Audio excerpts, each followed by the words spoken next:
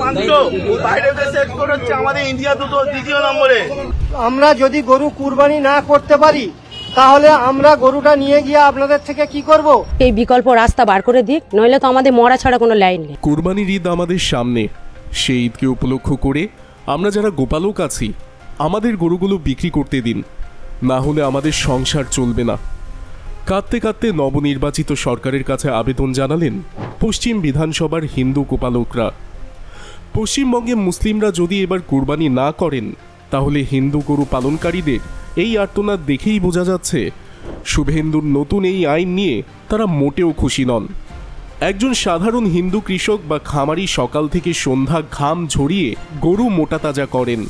তার এই সারা বছরের কষ্টের একমাত্র লক্ষ্য থাকে বছরের একটা নির্দিষ্ট সময় সেই পশুটাকে হাটে তুলে ভালো দামে বিক্রি করা।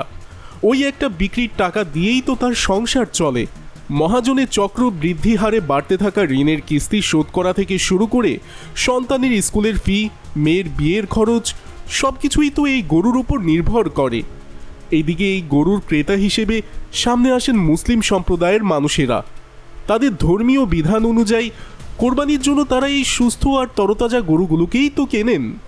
একজনের পেটের দাবি আর অন্যজনের ধর্মীয় বাধ্যবাধকতা যেন পরস্পরকে পূরণ করে এসেছিল বহু শতাব্দী ধরে। এই যে শান্তিপূর্ণ অর্থনৈতিক মেলবন্ধন, এর মাঝে কোনো সংঘাত ছিল না, কোনো হিংসা ছিল না।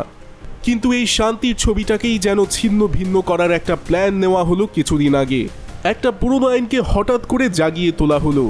নির্দেশিকাটা ছিল এমন, কোরবানির জন্য কোনো সুস্থ বা সবল গরু জবাই করা যাবে না।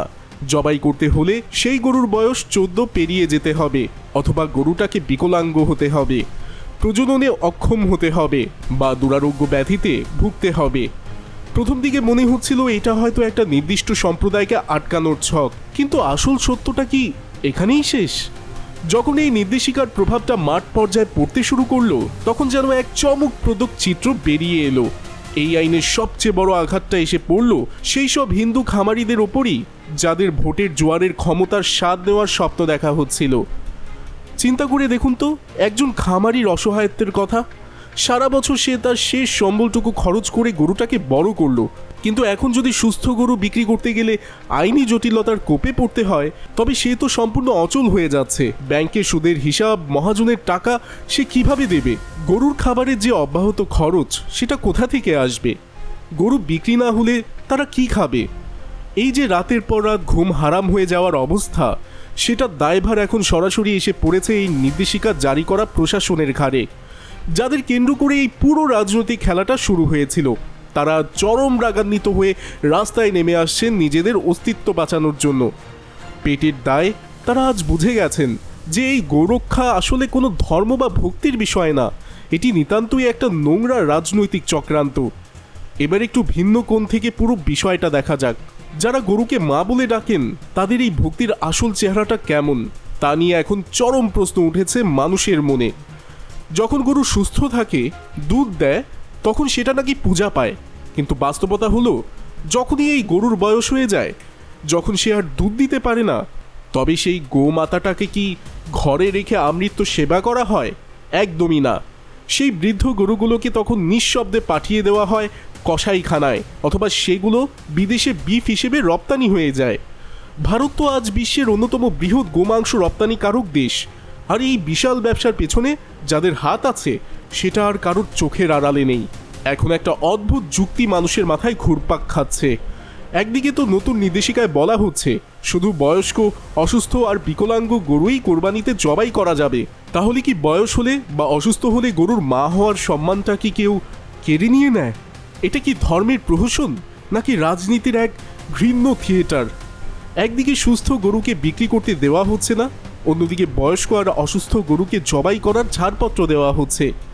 এর চেয়ে বড় রাজনৈতিক দ্বিচারিতা আর কি হতে পারে?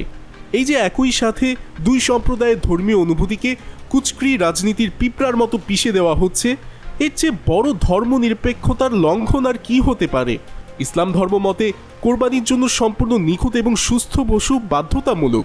সেখানে অসুস্থ বা বিকলাঙ্গ পশু দিয়ে কোরবানি চাপিয়ে দেওয়ার চেষ্টা মানে সরাসরি ধর্মীয় স্বাধীনতার হস্তক্ষেপ করা।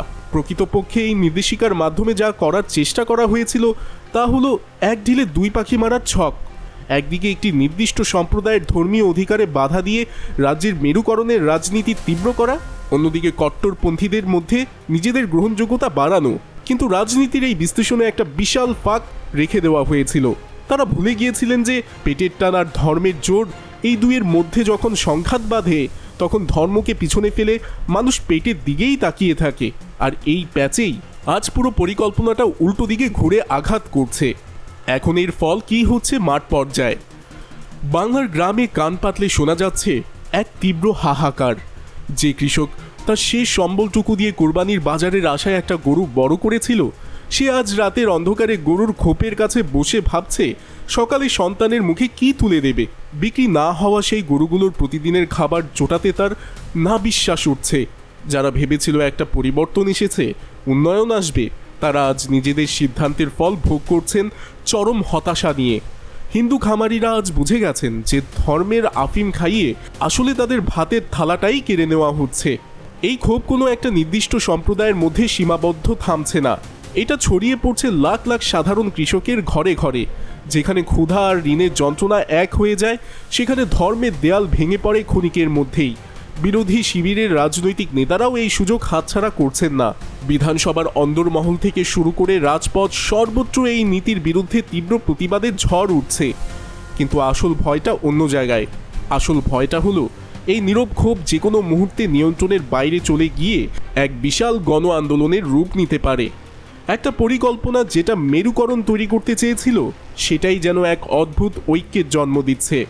যখন দুই সম্প্রদায়ের খেটে খাওয়া মানুষ এক জায়গায় দাঁড়ায়, তখন যে কোনো রাজনৈতিক দলের জন্য তা হয়ে ওঠে চরম মাথা ব্যথার কারণ।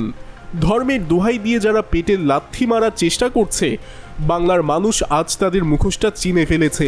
তারা বুঝে গেছে যারা ধর্মের নামে রাজনীতি করে তারা আসলে কোনো ধর্মেরই আপন না।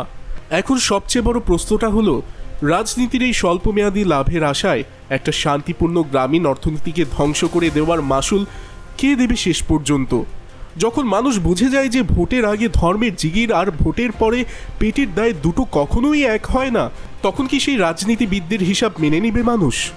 আপনার মতে ধর্মকে ব্যবহার করে সাধারণ মানুষের অর্থনীতিকে বন্ধক রাখার এই প্রবণতা কি শুধু একটা রাজ্যের সমস্যা, নাকি এটা ক্রমশ পুরো দেশের জন্যই এক চরম হুমকি হয়ে দাঁড়াচ্ছে? মাটির কাছাকাছি থাকা মানুষের এই বেদনার কথা আপনার কাছে কেমন লাগছে সেটা নিশ্চয়ই আমাদের জানাবেন কমেন্টে। আর রাজনীতির এই আনন্দ মহলের খবর যে কোনো চক্রান্তের আগে সবার আগে জানতে চাইলে এখনই সাবস্ক্রাইব করুন আমাদের চ্যানেলটি, বেল আইকনে ক্লিক করে আমাদের সাথেই থাকুন, কারণ আপনাদের এই সচেতনতাই পারে রুখে দিতে যে কোনো অন্যায়ের দাবানল।